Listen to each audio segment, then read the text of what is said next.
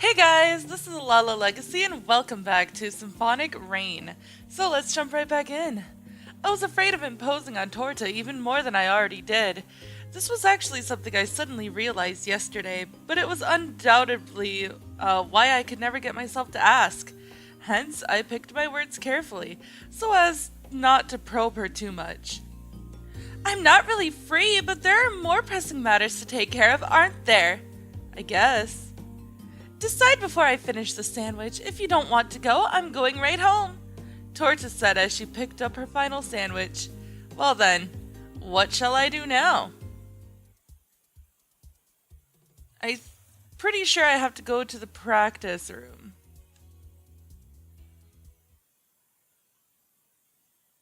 I knew I had to search for a partner, but somehow I found myself coming to a practice room instead. Rushing things wouldn't yield a positive outcome. I had to practice every once in a while. I mean, yeah, I guess. Let's do it.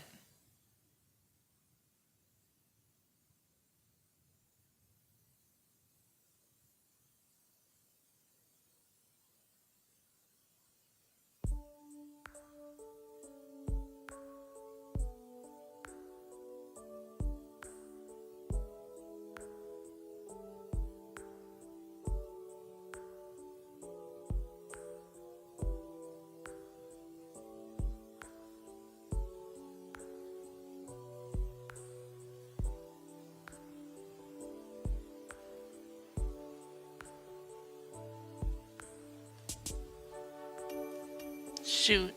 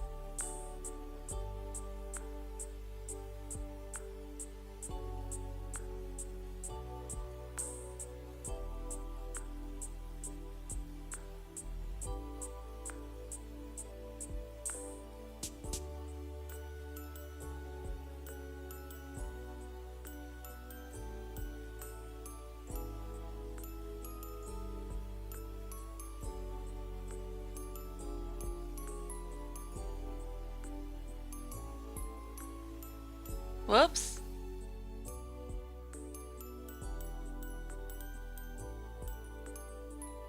Crap.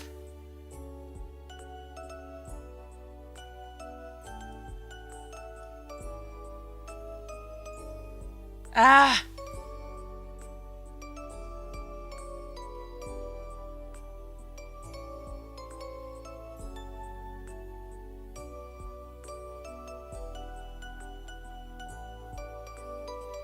I messed up at the end.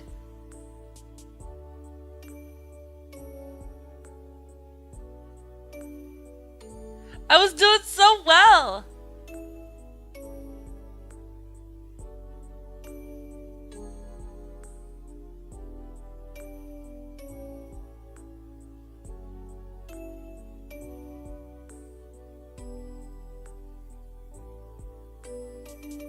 Ah.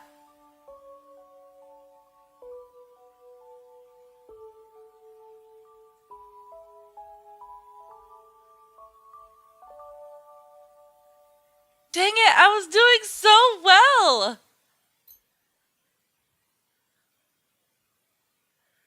Whew, I guess that's that. A short while after I finished playing, Silence returned to the room. Seems it didn't go too well today. Aw, it wasn't that my uncertainties were starting to appear in my performances like Miss Cordell had said? Well then, I took the score from the music stand, put it in my bag, and left. The faint light breaching the cloudy sky informed me that not much time had passed since noon. It was pretty common for me to head home around this time, But now I had this partner issue going on, so I could no longer afford to feel or to leave that early. Sorry. I had a feeling Miss Cordell would scold me if she caught me, so I hurried along in the direction of the town. Oh, excuse me. After leaving the institute and walking for a few minutes, I came to the big street that split the town into two. The western district was called the New Town. The eastern district was called the Old Town. The street was pretty much straight through the center of these two. My apartment was in the Old Town, where rent was cheap, and where most of the ordinary citizens lived. Ah, crap. The New Town, on the other hand, consisted of big mansions built after the town was declared the city of music for noblemen who moved here desiring prestige.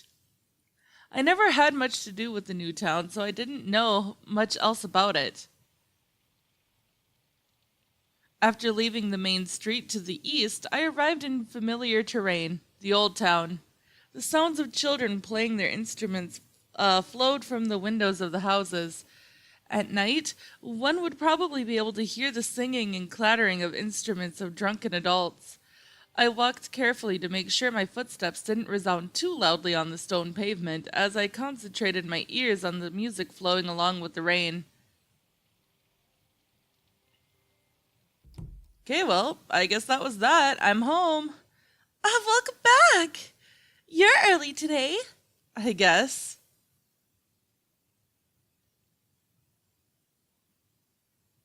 I finished reporting my uneventful day to Forney. Afterwards, I routinely made some dinner and then routinely fell asleep.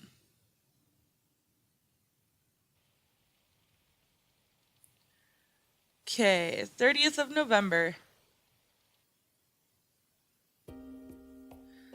I finished Miss Cordell's private lesson as well as lunch. Normally, this would about end my day, but what are you going to do today? It seemed this wouldn't be the case for the coming days. I still haven't found a partner, so I'll just randomly search somewhere. I see. I'm always here to help you, okay? Yeah, thanks. Well then, what should I do? Lesson room this time, I believe. I decided to go ask Asino for help. I saw Torta off from the cafeteria, then remained there for a while. Asino, who was being tutored by Miss Cordell just like me, and had his class right after mine, after lunch break. After leisurely killing some time in the cafeteria, I decided to head for the lesson rooms. At this time, about 5 minutes before the end of the third period, there wasn't a soul in the hallway. I stopped in front of the room I'd had my lesson in earlier and killed more time looking over some score sheets I'd written.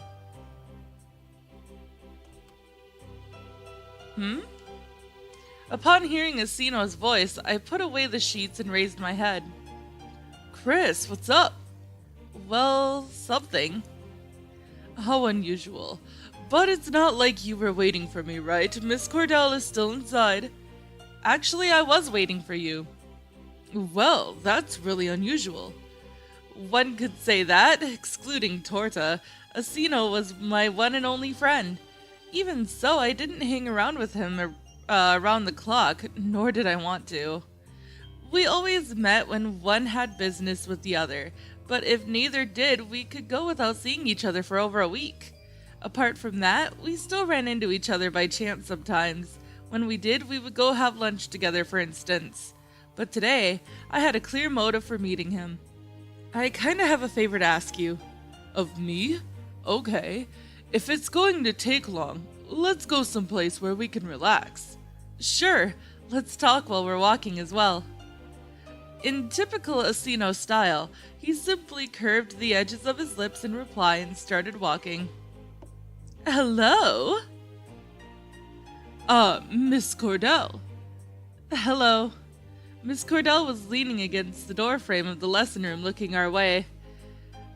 A consultation about the partner issue? Something like that.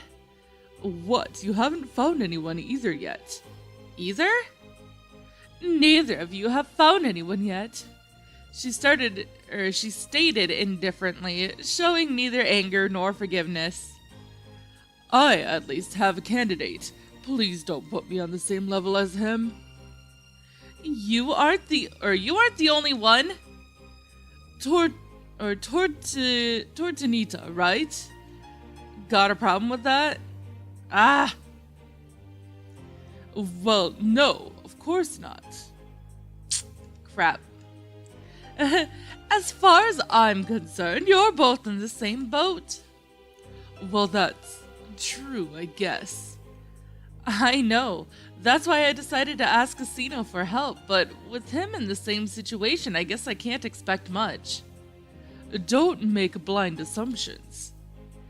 Anyway, it pleases me to see you're determined at least. What about me? I haven't heard the name of your candidate yet. I will tell you once it's decided. Sure, I'm not worried about you. But you are worried about me. Yeah. Miss Cordell produced one of her seldom-seen smiles. Good for you, Chris. Shut up. Anyway, as I glared at Asino for his sarcastic remark, Miss Cordell raised her voice as though reproving me for that. It's better to at least try. You'll have an excuse later on. An excuse for you? And for yourself. Miss Cordell walked off in the direction of the staff offices, probably to prepare for her next lesson, leaving us a weak smile as a substitute for saying goodbye. So there you have it. Asino took this occasion to turn the tables on me. Since I'm worried about you as well, I'm going to hang out with you for a bit. Yeah, thanks already. Taking what Miss Cordell had said into account, I couldn't refuse the offer. I'd come here with the intention of asking him for help in the first place. I meekly agreed with his proposition and let Asino decide where to go. Well, let's go then. Sure, but where to? The Cenesolo would be a reasonable start. That place seems appropriate, alright? And that's why we're going. Asino said matter-of-factly, and set off in the direction of the secondary school building. When I went there before, it had become painfully clear that finding a partner in that place was an impossible task. But I met Fal in the end, so I couldn't say it had been completely fruitless either. Besides, it might be different this time now Asino was with me, as he didn't have any problems socializing. Oh well, I muttered to myself, then followed in his tracks.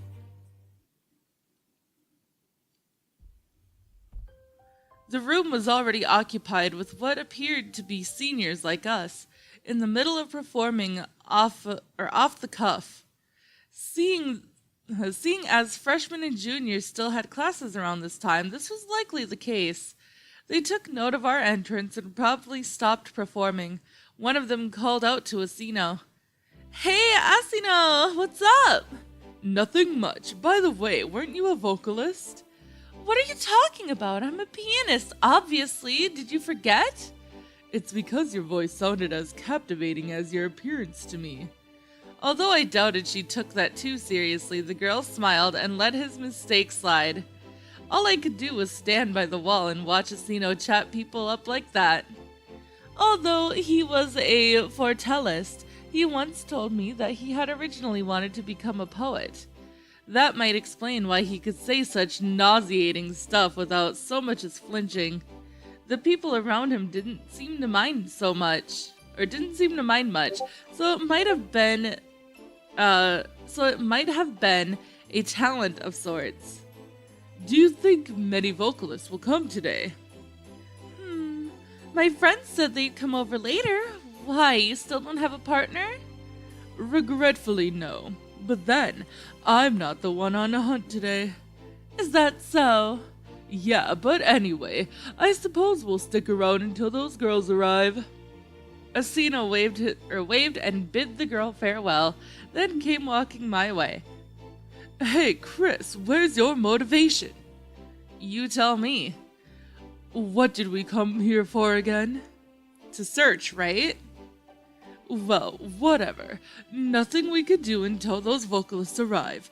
Incidentally, I'm just here to randomly kill time. I'm just here to randomly search. Okay, if a girl looking like a vocalist comes in, be assertive and talk to her, okay?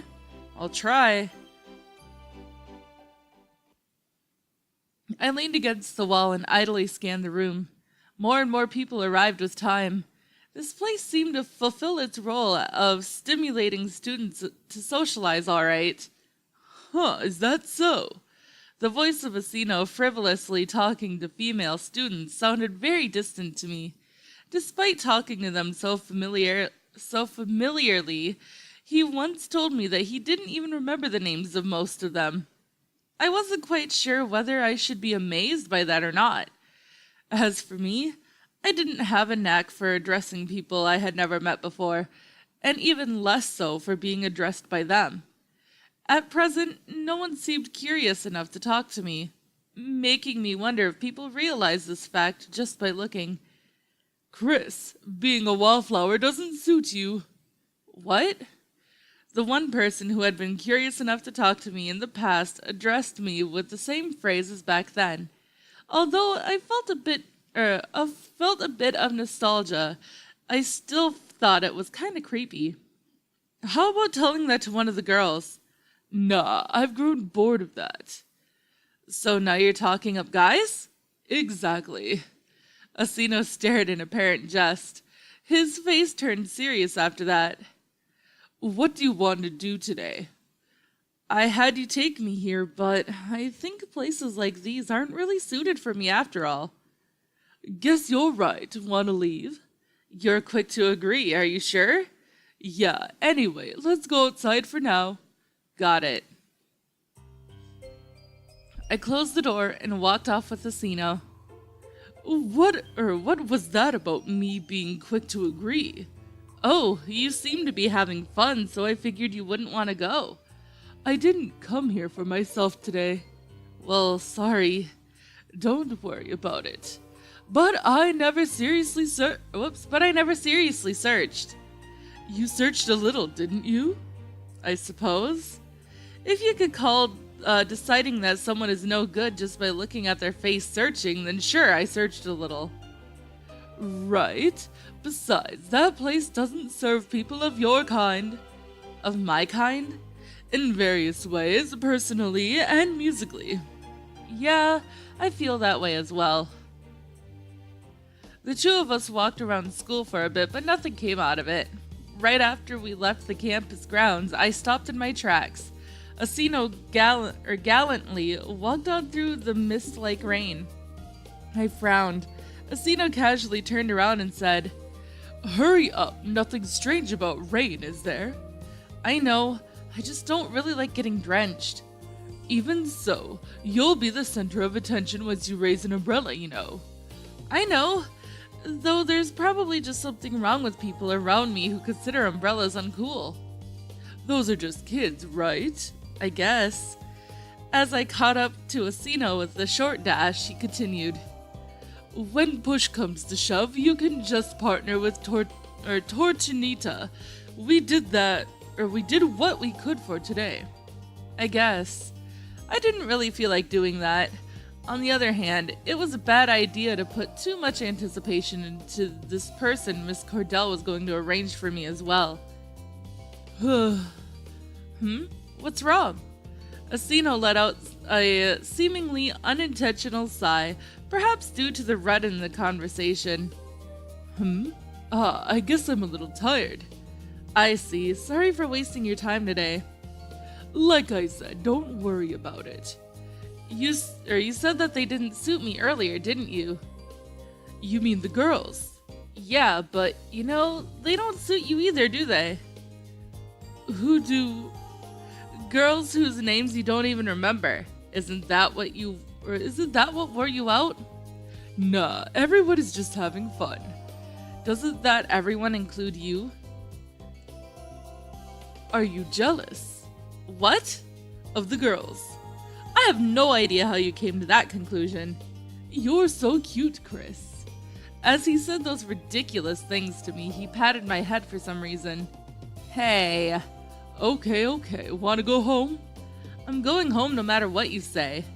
Despite my rather aggressively sweeping away his hand from my head, Asino's ambiguous smile showed no sign of crumbling. Okay, I'll accompany you till the main street. But that is all the time that I have for this episode, guys, so if you liked it, please give it a big thumbs up down below, and if you haven't already, subscribe. By subscribing, you're becoming part of a legacy. I love you guys so much, and I will see you in the next video. Bye-bye!